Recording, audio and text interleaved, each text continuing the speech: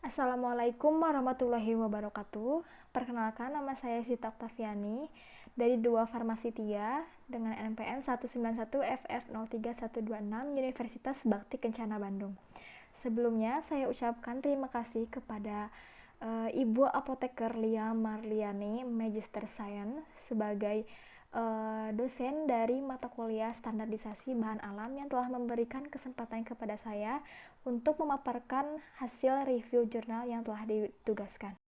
Adapun judul jurnal yang akan saya bahas mengenai kualitas lilin aromaterapi dan sabun berbahan minyak Driobalanops aromatica. Adapun yang akan saya bahas mengenai klasifikasi bahan alam, yang kedua khasiat dan kegunaannya, yang ketiga bentuk sediaan yang digunakan, yang keempat parameter mutu dan hasilnya. Oke, langsung saja. Untuk yang pertama yakni klasifikasi dari Driobalanops aromatica.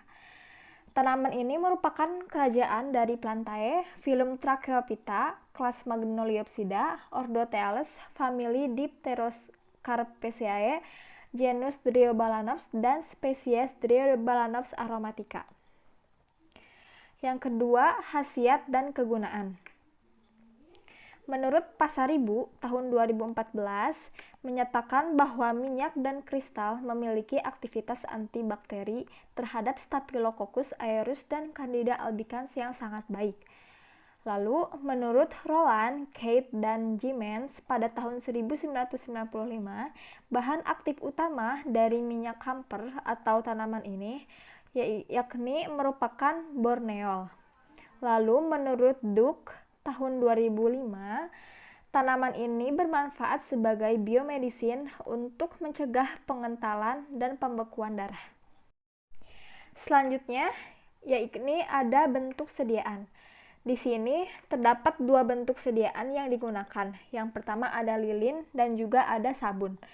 Untuk lilin, digunakan formulasi menggunakan parafin, stearin, odoran, pewarna, minyak Driobalanops, dan minyak nilam.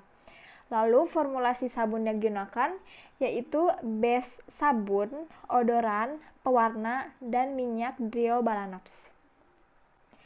Adapun parameter mutu yang digunakan untuk lilin menggunakan uji organoleptik dan untuk sabun menggunakan sifat fisikokimia dan analisis komponen senyawa. Langsung saja untuk parameter mutu lilin yaitu uji organoleptik kepada 30 orang responden dengan umur 15 sampai 60 tahun. Di sini parameter yang diukur meliputi kesukaan aroma lilin sebelum dibakar, kesukaan aroma lilin setelah dibakar, dan efek terapi yang dirasakan. Baik, untuk hasil data kesukaan aroma sebelum dibakar, formula 1 dengan konsentrasi minyak Driobalanops 2%, sebanyak 67% merasa suka. Lalu, untuk formula 2 dengan konsentrasi 4%, sebanyak 54% merasa agak suka. Lalu, untuk formula 3 sebanyak 47% merasa agak suka. Jadi dapat disimpulkan bahwa formula 1 dengan konsentrasi minyak Driobalanops dengan konsentrasi rendah yaitu 2% sangat disukai atau banyak mayoritas menyukainya. Lalu untuk hasil data kesukaan aroma setelah dibakar, untuk formula 1 sebanyak 37% merasa suka, lalu sebanyak 43% merasa agak suka, dan sebanyak 40% agak suka dan sangat suka untuk formula 3, sehingga dapat disimpulkan dirata-ratakan bahwa formula 2 ini banyak disukai dibanding kedua formula lainnya. Lalu untuk hasil efek aromaterapi, formula 1 memiliki efek aromaterapi segar dan hangat, lalu formula 2 memiliki efek mengantuk dan kurang segar, sementara untuk formula 3 memiliki efek hangat dan agak pusing. Formulasi lilin aromaterapi nomor 1 ini merupakan formulasi yang memberikan efek positif pada responden. Sehingga formula yang memberikan efek disukai responden adalah formula dengan konsentrasi minyak Driobalanos aromatica yang paling rendah, yaitu 2% atau formula 1.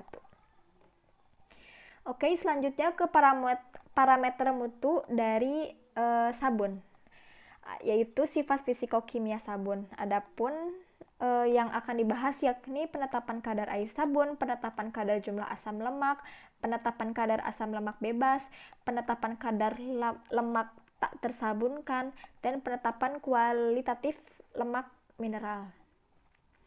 Untuk penetapan kadar air, menurut Standar Nasional Indonesia nomor 063532 tahun 1994 tentang syarat mutu sabun mandi padat, bahwa kadar air maksimal adalah 15%. Dari hasil penelitian bahwa sabun dengan kode F warna hijau memiliki kadar air 29,83%, lalu MM merah 27,84%, lalu K kristal 29,77%, lalu sabun KH kristal hijau kadar air 33,43%, sehingga dapat disimpulkan bahwa sediaan sabun ini tidak memenuhi syarat. Hal ini disebabkan karena dalam industri sabun mandi padat terdapat proses pengeringan, sedangkan dalam penelitian ini tidak dilakukan. Nah, proses pengeringan ini berfungsi untuk menurunkan kadar air dalam sabun dan mengatur tingkat asam lemak bebas dalam sabun, sehingga dihasilkan kadar air yang cukup besar. Selanjutnya yaitu penetapan kadar jumlah asam lemak. Menurut Standar Nasional Indonesia, bahwa kadar minimal jumlah asam lemak adalah 70%. Dari hasil yang dilakukan, bahwa kadar jumlah asam lemak dari semua jenis sabun ini berkisar antara 27 sampai 33%. Dapat disimpulkan bahwa penetapan kadar jumlah asam lemak ini tidak memenuhi syarat. Hal ini terjadi karena base sabun yang digunakan mempunyai kadar jumlah asam lemak sebesar 30%. Lalu base sabun yang digunakan merupakan sabun transparan. Hal tersebut disebabkan adanya penambahan transparan agent dan berbagai bahan lain yang membuat sabun transparan mengandung lebih sedikit asam lemak daripada sabun mandi biasa. Lalu penetapan kadar asam lemak bebas. Nah, menurut Standar Nasional Indonesia tentang syarat mutu sabun mandi padat, bahwa kadar maksimum asam lemak bebas adalah 2,5%.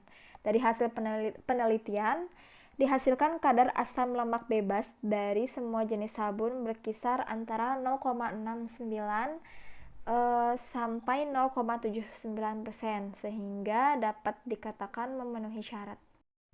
Selanjutnya, untuk penetapan kadar lemak tak tersabunkan, menurut Standar Nasional Indonesia bahwa kadar maksimum yang diperbolehkan adalah sebesar 2,5% sampai 7,5% untuk tipe sabun superfat. Nah, dari hasil penelitian bahwa kadar lemak tak tersabunkan dari semua sabun yang dibuat ini berkisar antara 0,99% sampai 1,99%, sehingga dapat dikatakan memenuhi syarat. Nah, hasil analisis lemak tak tersabunkan ini tidak menunjukkan linearitas, namun menunjukkan tren yang semakin tinggi dengan penambahan zat aktif yang lebih banyak. Selanjutnya yaitu penetapan kualitatif lemak mineral. Di sini menggunakan larutan bekas penentu asam lemak bebas, sehingga dihasilkan bahwa semua sabun Driobalanos aromatica yang telah dibuat ini menunjukkan hasil yang negatif untuk kandungan minyak mineral. Lalu yang kedua itu parameter mutu dari sediaan sabun, yaitu analisis komponen kimia. Nah, analisis ini dilakukan dengan menggunakan kromatografi gas spektrofotometri massa atau GCMS. Nah, dihasilkan bahwa senyawa borneol sebagai senyawa penciri ini dijumpai pada sampel minyak dalam bentuk endoborneol. Nah, ditemukan juga senyawa-senyawa prekursor borneol lainnya seperti senyawa alpha pinena. Nah, adapun di sini tabel komponen kimia minyak Driobalanus aromatica. Terlihat bahwa terdapat karyopilena dengan presentasi sebanyak 28,55%, lalu ada alpha pinena 18,17%, lalu ada alpha humulena 10,37%, lalu ada endoborneo 9,55%, lalu ada alpha terpineol sebanyak 6,09% dan ada delta limonen sebanyak 4,36%. Nah, berikut ini merupakan kromatogram dari minyak Driobalanus aromatica. Terlihat puncak yang diberi panah itu merupakan puncak dari endoborneo. Berikut ini merupakan daftar pusaka yang digunakan dengan mereview jurnal dari penulis Pasaribu Gusmailina lalu Pangersa Esa pada tahun 2016 dengan judul Kualitas Lilin Aromaterapi dan Sabun Berbahan Minyak Driobalanus aromatica pada Jurnal Penelitian Hasil Hutan. Berikut ini merupakan visualisasi dari jurnal yang saya review, halaman pertamanya. Terima kasih atas segala perhatiannya. Mohon maaf atas segala kekurangannya. Billahi taufiq wal hidayah. Wassalamualaikum warahmatullahi wabarakatuh.